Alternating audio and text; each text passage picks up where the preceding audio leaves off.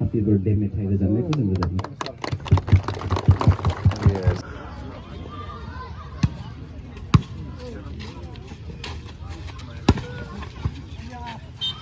खुलुमबाय लोगोफोर, दिनैहाय जाहैबाय बे दिना इम्पर्टेन्ट मोनसे दिन जोंनि बर' हारिनि सासे मानाव गेदेर बर'नि सेफगार्ड होबोनाय मोनसे आफाद जायखौ बुङो NDFB बेनि फाउन्डार बिथां सार रन्जन दैमारि बिथांनि दिनैहाय जोनोम सान एबा बार्थडे बेयो जाहैबाय 65th टाइम बियो बार्थडे सेलिब्रेशन। बे जायगाया जाहैबाय चिरां डिस्ट्रिक्टनि निसिमा हालामनि आमटेका बाजार खाथिनि मोनसे फोथार। चिरां डिस्ट्रिक्टैनो बेयाव मोनसे हाबाफारि लादों, बेयाव केक काटिं सेरेमनि आरो बेजों लोगोसे भलिबल मेट्स। दा नोंथांमोना नायनो हागोन नैबे फिसा सेलिब्रेशनखौ। दा बेयो दिना मानि थाखाय इम्पर्टेन्ट होनोब्ला बे सासे रन्जन दैमारि बिथांमोन नङामोनब्ला मोनसे बर' हारिनि थाखाय सेफगार्ड होनो बे मोनसे आफादखौ जोनोम होआमोनब्ला जानो हागौ बर' हारिया आरोबाव गाहायसिनाव थागौमोन। बेखौ जोङो बुजिनानै लानो हायो। दा नोंथांमोना मा सानो बेखौहाय नोंथांमोना फोरमायहरनो हागोन कमेन्टनि गेजेरजों। अब्ला नायनि दिनैनि फिसा सेलिब्रेशन आरो प्रग्राम। दा बे भिडिअनि गेजेरजोंनो नोंथांमोनाबो उइश खालामदो हैप्पी बार्थडे होननानैहाय कमेन्टनि गेजेरजों। दा थाम थिम जागासिनो दङ नै सेलिब्रेशननि नामाव cake cutting ceremony 65th birthday celebration of mister Ranjan Daimari alias dear नाब्ला सार। सारनि मुङै जों मेथाइ रोजाबगोन बे समावहाय। खालामग्रोदो, बेनि उनाव जोङो आखाइ खबगोन, आखाइ खबनानै जोङो सारनि मुङै हैप्पी बार्थडे मेथाइ रोजाबनायखौ जों रोजाबनो।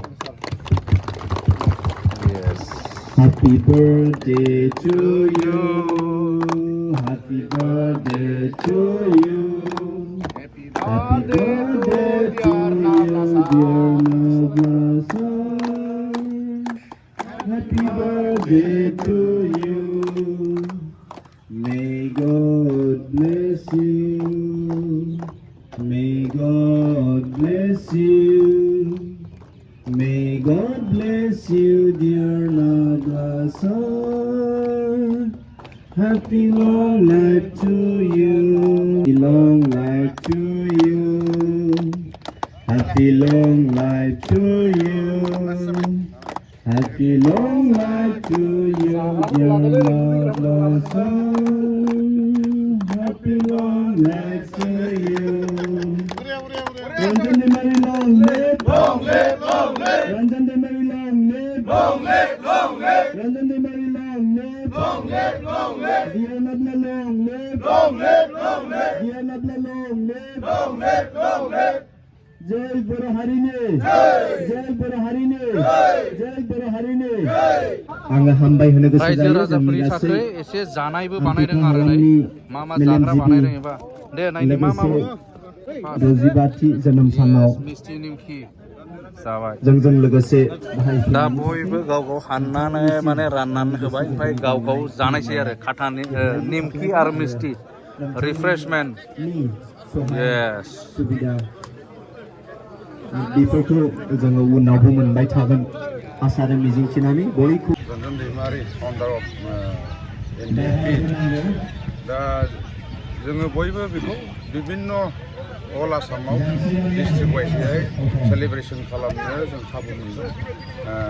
आं सानो बे मोनसे प्रिभिलेजखौ जोङो जे बे आमटेका पुर्निमा गेवलां फोथाराव दिनै गोसोखांनायनि नामाव जे खाबु मोनदों रायजो राजाजों लोगोसे जों जेसेबांनाखि एक्स NDFB वार्कारफोर बाख्नायनांगोन आरो जोङो लाखि जे जोङो साफा साफा इच एन्ड एभ्रि मेम्बार।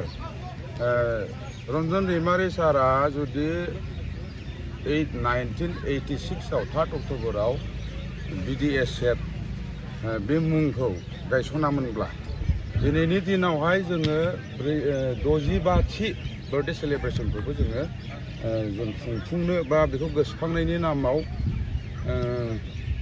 जों साफा साफा मेम्बार जानानै दिनै गोसोखांनो मोनदों। बेयो बाख्नायथाव। आरो दिनै मोनसे बेखौनो बुंगोन, रन्जन दैमारि सारा जुदि NDFBखौ बे फर्म खालामनाय नङामोनबा बिनि दैदेननाय बिनि नेतृत्वआव जुदि जोङो सारनि एबसेन्सआव जुदि जोङो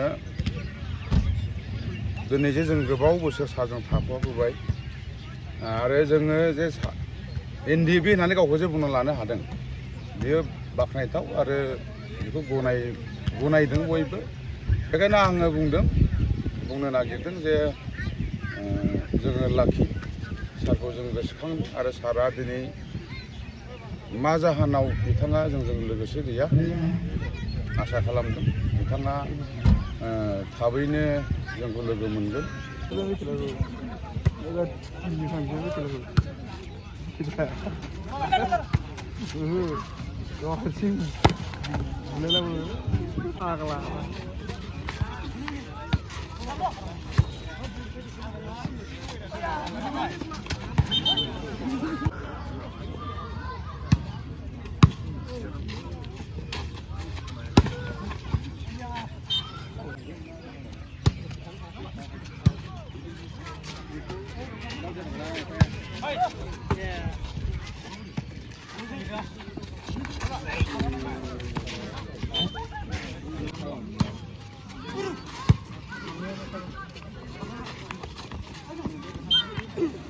Langsimari O.